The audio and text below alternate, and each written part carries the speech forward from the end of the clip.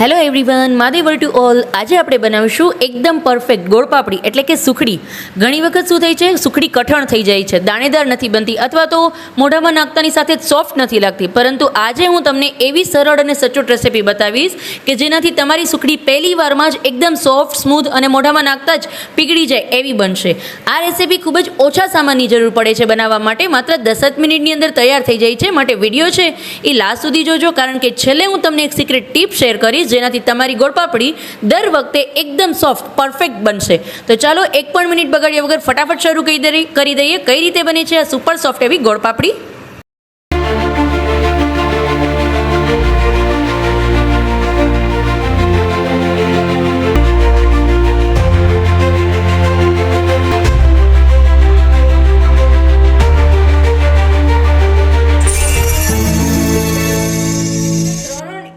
માત્ર 3 જ ઇન્ગ્રેડિયન્ટનો યુઝ કરીને આપણે એકદમ સરસ સોફ્ટ એવી સુખડી.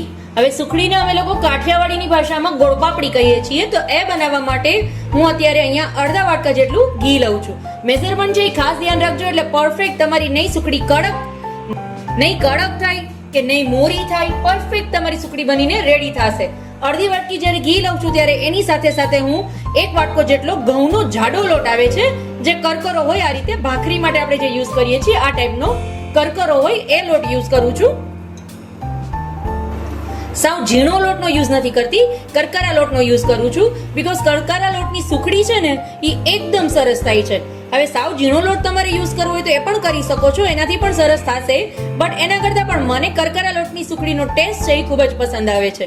તો મને કમેન્ટ જરૂર કરજો કે તમને કયો ટેસ્ટ વધારે પસંદ આવે છે, કરકરા લોટમાંથી બનાવેલી સુખડી કે પછી ઝીણા લોટની, જે રેગ્યુલર રોટલીનો લોટ હોય છે એમાંથી બનાવો છો એની સુખડી. તમને જે પણ સુખડી પસંદ હોય મને જરૂરથી જણાવજો. હવે આ લોટને હું હાઈ ફ્લેમ પર સતત આ રીતે ચલાવી અને એને શેકી લઈશ. જ્યાં સુધી આનો કલર છે એ થોડો બ્રાઉન, મતલબ થોડો લાઇટિશ બ્રાઉન ન થાય ત્યાં સુધી સતત આના રીતે હું ચલાવી લઈશ. જ્યારે તમે ઝીણા લોટની સુખડી બનાવો છો ને ત્યારે તમારે એની સાથે ઘીનું પ્રમાણ એ લોટ જેટલું જ લેવાનું. એનાથી અડધું પ્રમાણ જ્યારે તમે જાડા લોટની બનાવો છો એના માટે છે. મારો લોટ છે એ એકદમ સરસ શેકાઈ ગયો છે. જો તમે એનો કલર છે એ ટોટલી ચેન્જ થઈ ગયો છે. એકદમ સરસ લોટ મારો શેકાઈ ગયો છે. હવે જ્યારે તમે શિયાળામાં સુખડીનો ઉપયોગ કરો છો ને, શિયાળામાં બનાવો છો અથવા ઠંડી પડે છે, થોડુંક વરસાદના ઋતુમાં ગરમા ગરમ ખાવાનું મન થાય છે, તો આની અંદર આ સ્ટેજ પર તમે સૂંઠ પણ એડ કરી શકો છો. બટ અત્યારે હું સ્કીપ કરું છું. ગેસનો ફ્લેમ બંધ કરી દેશું અને આપણે આને ફ્લેમથી નીચે ઉતારી લેશું.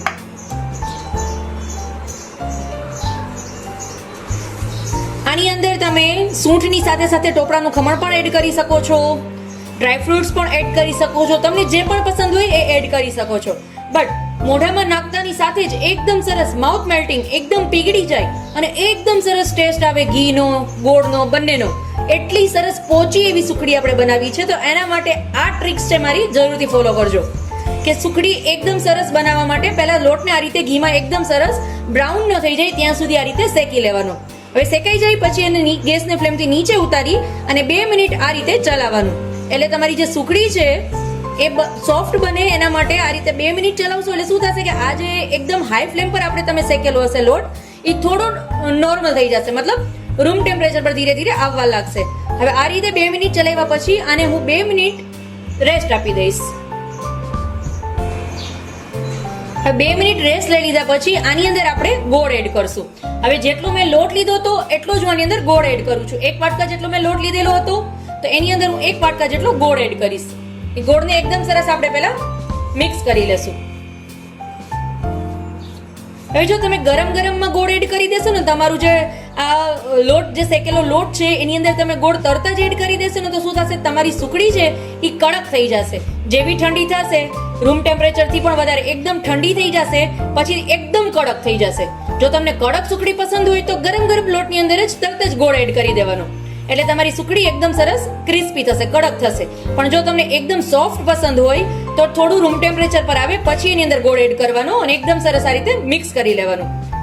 અને જો ઘણી વખત શું થાય કે તમે ગરમ તમારી પાસે ટાઈમ નથી કે રૂમ ટેમ્પરેચર પર આવે ત્યાં સુધી વેઇટ કરો, કે તમારે તરત જ ઇન્સ્ટન્ટ ક્યારે પણ ગોળ પાપડી બનાવવી હોય કે તમારી પાસે એટલો સમય નથી કે એને ઠરવા માટે તમે વેઇટ કરો, તો શું કરવાનું, આની અંદર જ્યારે જેવો લોટ શેકાઈ જાય એ ભેગું એની અંદર 1 થી 2 ચમચી જેટલી ઠંડી ફ્રીજની જે ઠંડી મલાઈ હોય છે ને, હા, એને હાથની મદદથી ખાલી હાથ હાથેથી ચમચીની મદદથી ખાલી એકદમ સરસ મિક્સ કરી અને લોટની અંદર એડ કરી દેવાની, અને પછી એની અંદર તમે ગોળ નાખશો તો પણ તમારી સુખડી છે એ એકદમ સરસ પોચી બનશે.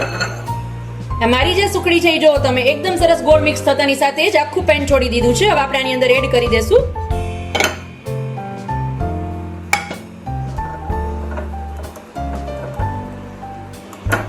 અને ચમચાની મદદથી આને હું સ્પ્રેડ કરી લઈશ.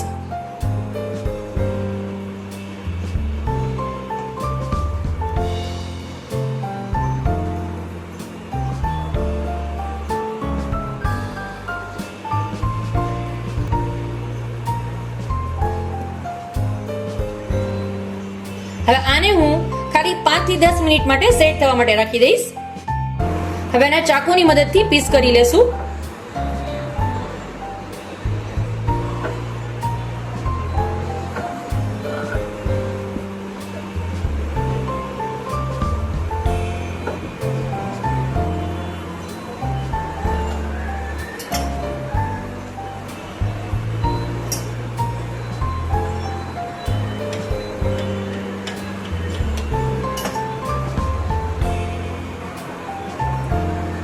જો તમે એકદમ સરસ આપણી સુખડી છે એ બનીને રેડી છે, એકદમ સોફ્ટ.